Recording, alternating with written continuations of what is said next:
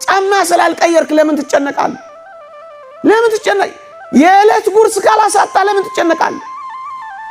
ለዓመት እያሰብክ ለምን ትፈነዳለህ? ምናምን ካልገነባው እያልክ ለምን ከሰውነት ተራ ትወጣለህ? ለምን ትሰርቃለህ? ለምን ታታልላለህ?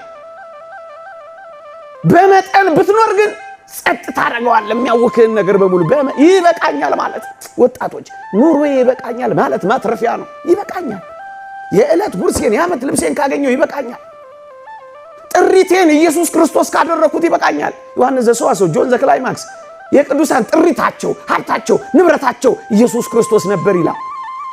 ለምንድን ነው የምትጨነቁት? ለማጌጥ ለማሸብረቅ።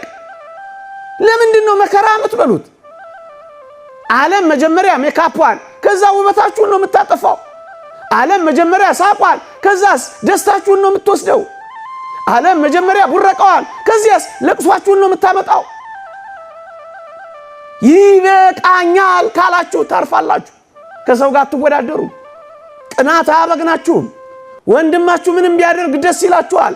ምክንያቱም ኑሮ ይበቃኛል ብላችሁ ስለምትኖሩ።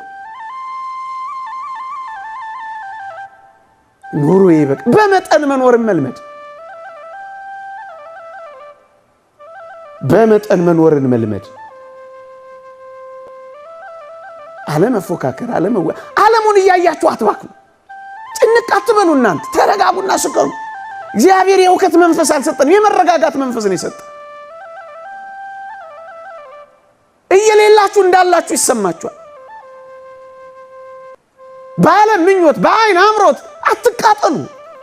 ባላችሁ ነገር ክርስቲያን እንደመሆናችሁ ኩሩ።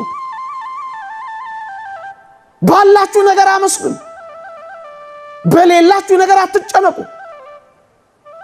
የሚያስፈልጋችሁ ከሆነ እግዚአብሔር በጊዜው ጊዜ ያደርገዋል ብላችሁ አስቡ።